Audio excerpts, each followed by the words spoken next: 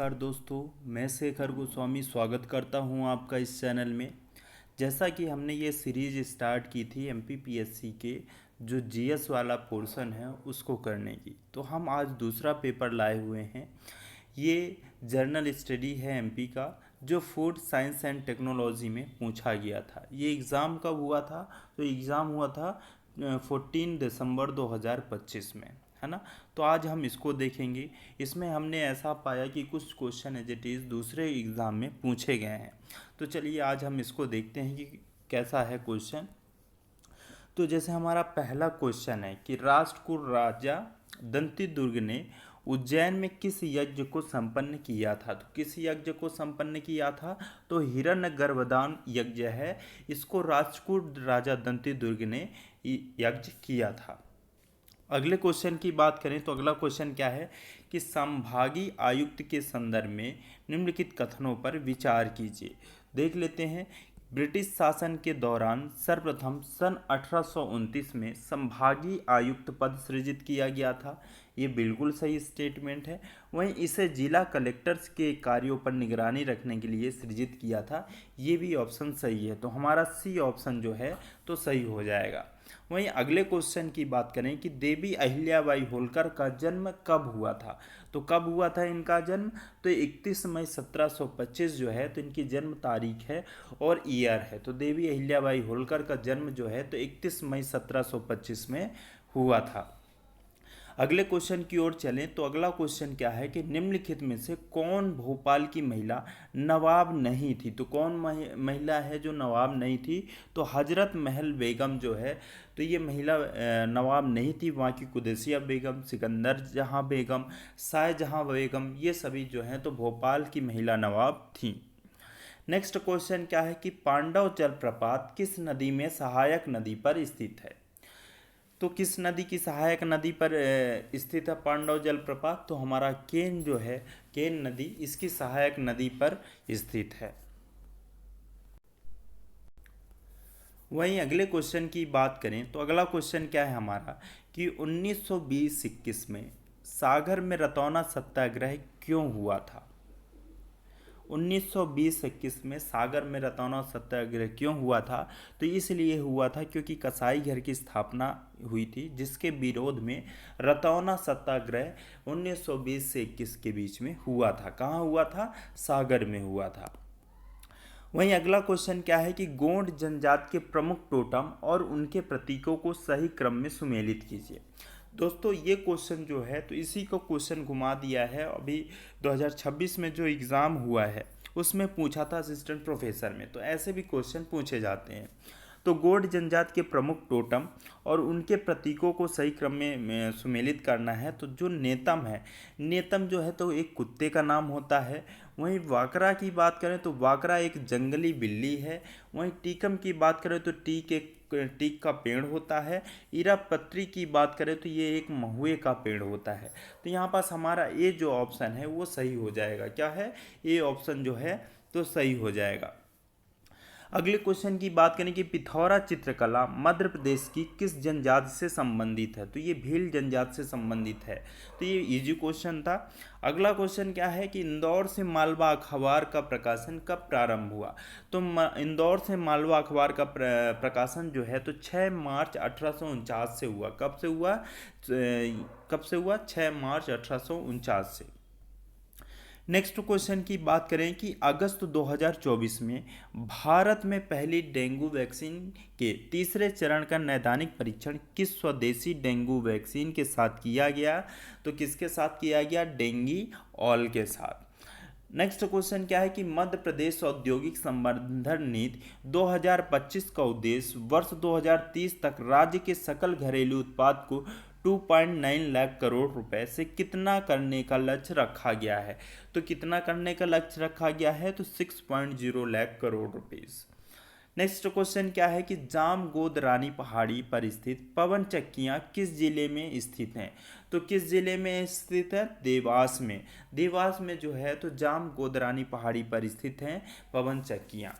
Next question की बात करें तो नेक्स्ट क्वेश्चन क्या है कि भील जनजाति में अतक और आदेक क्या है। तो ये एक सामाजिक रीति रिवाज है दोस्तों। ये क्वेश्चन मोस्ट इंपॉर्टेंट है, हो सकता है किसी और एग्जाम में पूछ ले, तो इसको ध्यान रखिएगा कि भील जनजाति में अतक और ओदक क्या है। तो ये एक सामाजिक रीति रिवाज है। वहीं अगले क्वेश्चन की बात करें तो चीलर बांध किस जिले में स्थित है। तो चीलर बांध की बात करें तो ये शाजापुर में है। नेक्स्ट क्वेश्चन क्या है कि मशीन लर्निंग का वह प्रकार जो मॉडल को पर्यावरण की खोज करके और कुछ कार्यों के लिए पुरस्कार या दंड प्राप्त करके सीखने की अनुमति देता है, उसे हम क्या कहते हैं। तो उसे हम कहते हैं सुदृढ़ीकरण शिक्षा। क्या कहते हैं? सुदृढ़ीकरण शिक्षा। वहीं अगले क्वेश्चन की बात करें तो अगला क्वेश्चन है कि मध्य प्रदेश में खनिज नीति कब घोषित की गई। तो खनिज नीति कब घोषित की गई? तो 1995 में मध्य प्रदेश खनिज नीति घोषित की गई। वहीं अगले क्वेश्चन की बात करें तो मुख्यमंत्री सुगम परिवहन सेवा का मुख्य उद्देश्य क्या है। तो मुख्यमंत्री सुगम परिवहन सेवा का मुख्य उद्देश्य क्या है, तो हम देख लेते हैं कि ग्रामीण रहवासियों को सुलभ और सस्ता परिवहन उपलब्ध कराना मुख्यमंत्री सुगम परिवहन सेवा का मुख्य उद्देश्य है। अगले क्वेश्चन की बात करें तो अगला क्वेश्चन क्या है कि बहुआयामी गरीबी सूचकांक 2023 पर नीति आयोग की दूसरी रिपोर्ट के अनुसार मध्य प्रदेश के निम्न में से किस जिले में 2015 से 16 से 2019 से 21 के बीच गरीबों के प्रतिशत के रूप में सर्वाधिक कमी दर्ज की गई है। तो कहाँ दर्ज की गई है? तो अलीराजपुर में दर्ज की गई है। नेक्स्ट क्वेश्चन क्या है कि मध्य प्रदेश की कौन सी जनजाति है जो स्वयं को खुटिया पटेल कहती है। तो खुटिया पटेल कौन सी जनजाति कहती है? अपने आप को सहरिया कहती है। कौन सी जनजाति कहती है? सहरिया कहती है। वहीं अगले क्वेश्चन की बात करें कि मध्य प्रदेश का मंदसौर शहर किस नदी के तट पर स्थित है। तो शिवना नदी के किनारे मंदसौर जो है तो स्थित है। ये काफ़ी इजी क्वेश्चन था। वहीं अगले क्वेश्चन की बात करें कि निम्न में से किस महत्वाकांक्षी योजना का देश में सर्वोत्कृष्ट क्रियान्वयन के लिए मध्य प्रदेश को वर्ष 2021-22, 22-23 एवं 23-24 में भारत सरकार द्वारा अवार्ड से सम्मानित किया गया है। तो किसमें सम्मानित किया गया है? कृषि अवसंरचना निधि योजना को सम्मानित किया गया है। किसको सम्मानित किया गया है? कृषि अवसंरचना निधि योजना को। वहीं अगले क्वेश्चन की बात करें कि मध्य प्रदेश राज्य अनुसूचित जनजाति आयोग अधिनियम किस वर्ष पारित किया गया है। तो किस वर्ष पारित किया गया है? 1995 में पारित किया गया है। वहीं अगला क्वेश्चन क्या है हमारा कि मध्य प्रदेश के किस साहित्यकार को साहित्य एवं शिक्षा में योगदान के लिए 2025 में पद्मश्री से सम्मानित किया गया है। तो किसको किया गया है? जगदीश जोशीला जी को सम्मानित किया गया है। नेक्स्ट क्वेश्चन क्या है कि अनुसूचित जाति और अनुसूचित जनजाति अत्याचार निवारण अधिनियम 1989 के अंतर्गत निर्धारित अधिकतम सजा कितनी है। तो अधिकतम सजा कितनी है? तो जो मृत्युदंड है ये अधिकतम सजा होती है। वहीं अगले क्वेश्चन की बात करें कि मध्य प्रदेश में बिदरी का संबंध है। तो बिदरी का संबंध किससे है मध्य प्रदेश में? तो कृषि उत्सव से संबंध रखता है क्या? बिदरी। नेक्स्ट क्वेश्चन क्या है कि मध्य प्रदेश में निम्न में से कौन सी नदी जो है तो पश्चिम वाहिनी नदी नहीं है। तो नर्मदा नदी जो है तो पश्चिम की ओर बहती है। वहीं ताप्ती की बात करें तो ये भी पश्चिम की ओर बहती है। माही की बात करें तो ये भी पश्चिम की तरफ बहती है। लेकिन बेतवा की अगर बात की जाए तो ये उत्तर और पूर्व की ओर बहती है। नेक्स्ट क्वेश्चन की बात की जाए कि विशेष बहुउद्देशीय जनजाति SMPT विकास खंडों को जनजाति विकास खंड का नाम किस पंचवर्षीय योजना काल में दिया गया था। तो किस पंचवर्षीय योजना काल में दिया गया था? तो तृतीय पंचवर्षीय योजना में दिया गया था। अगले क्वेश्चन की बात करें तो अगला क्वेश्चन है कि जुलाई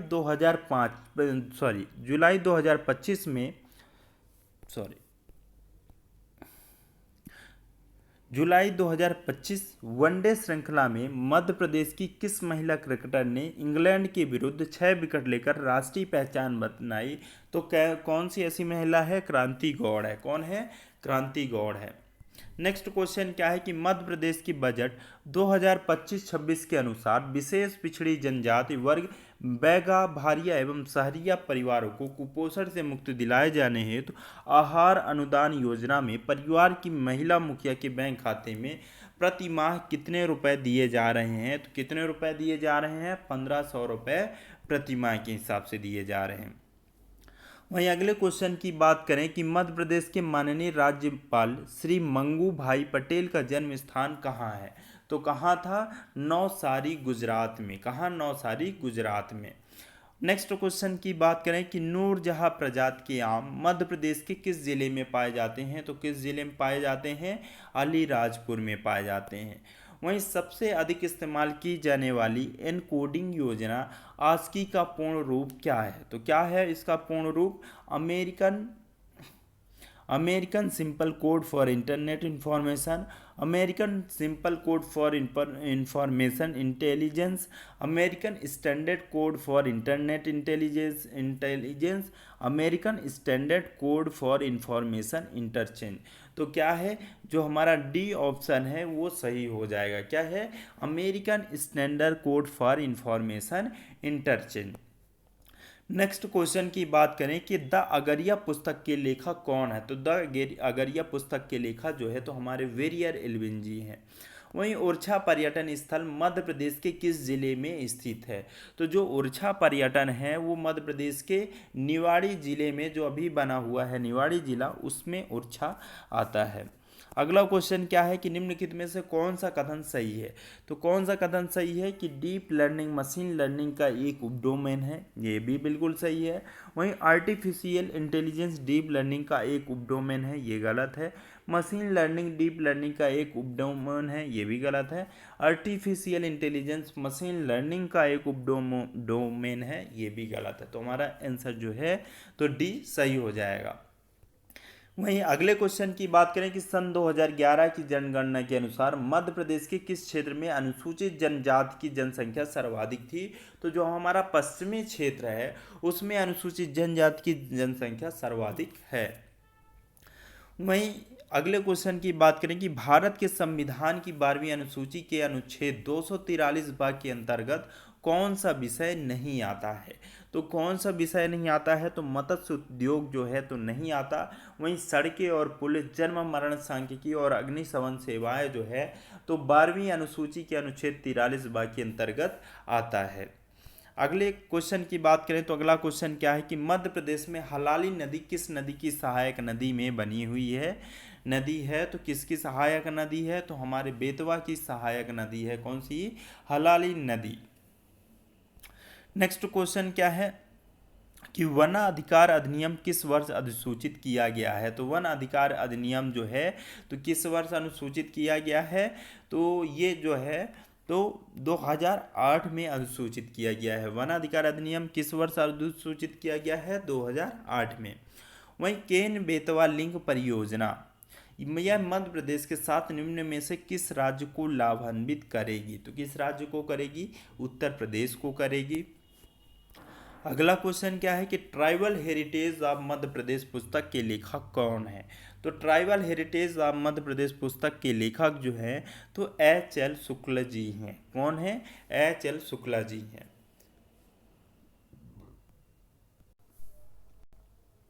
वहीं अगले क्वेश्चन की बात करें कि संविधान के किस अनुच्छेद द्वारा अनुसूचित जनजातियों के शैक्षणिक व आर्थिक हितों की रक्षा तथा उन्हें सामाजिक अन्याय से बचाए जाने का प्रावधान है? तो किसमें है? तो ये देख लेते हैं कि जो हमारा आर्टिकल 46 है उसमें अनुसूचित जनजातियों के शैक्षणिक व आर्थिक हितों की रक्षा तथा उन्हें सामाजिक अन्याय से बचाए जाने का प्रावधान है। अगले क्वेश्चन की बात करें कि मध्य प्रदेश बजट 2025-26 में देवी अहिल्याबाई कौशल विकास कार्यक्रम के लिए स्वीकृत राशि कितनी है? तो स्वीकृत राशि कितनी है? 25 करोड़ रुपीस है। कितनी है? 25 करोड़ रुपए। अगला क्वेश्चन क्या है कि मध्य प्रदेश जनजाति संग्रहालय भोपाल की स्थापना किस वर्ष हुई थी? तो मध्य प्रदेश जनजाति संग्रहालय की जो स्थापना है वो 2013 में हुई थी। कब हुई थी? 2013 में हुई थी। वहीं राज्य निर्वाचन आयुक्त की नियुक्ति का उल्लेख संविधान के किस अनुच्छेद में है? तो इनके नियुक्ति राज्य निर्वाचन आयोग के नियुक्ति का उल्लेख जो है तो 243 टा में है। किसमें है? 243 टा में। अगले क्वेश्चन की बात करें कि हार्डवेयर स्तर पर किसी विशेष डिवाइस के समग्र नियंत्रण, संचालन और प्रबंधन की जिम्मेदारी निम्नलिखित को सौंपी जाती है। तो किसको सौंपी जाती है? डिवाइस ड्राइवर को। अगला क्वेश्चन क्या है हमारा कि पूरा स्थल कायथा की खोज किसने की थी? तो पूरा स्थल कायथा की खोज जो है तो BS वाकड़कर जी ने की थी।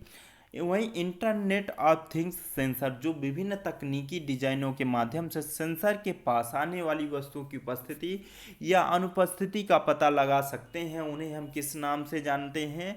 तो उन्हें जो है तो हम प्रॉक्सिमिटी सेंसर के नाम से जानते हैं। किस नाम से? प्रॉक्सिमिटी सेंसर के नाम से।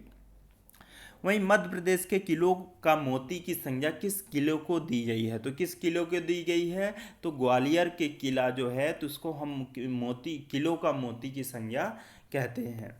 नेक्स्ट क्वेश्चन क्या है कि मध्य प्रदेश में रेल सेवा आयोग, रेल चयन मंडल का मुख्यालय कहाँ स्थित है? तो हमारे भोपाल में जो है तो रेल सेवा आयोग मतलब रेल चयन मंडल का मुख्यालय स्थित है। तो दोस्तों ये सीरीज़ मैं आशा करता हूँ कि आपको बहुत हेल्पफुल होगी, क्योंकि हमने देखा है क्वेश्चन डिस्कशन करते टाइम भी देखा है वैसे भी कि काफ़ी क्वेश्चन जो है तो रिपीट होते हैं और इसी के इर्द गिर्द क्वेश्चन रहते हैं। तो आपके प्रिपरेशन में ये बहुत हेल्पफुल होगी। अगर ये सीरीज़ आपको अच्छी लगती है तो लाइक करिए और कमेंट में बताइए कैसी लग रही है। आपने इतना टाइम दिया देखने के लिए, उसके लिए धन्यवाद।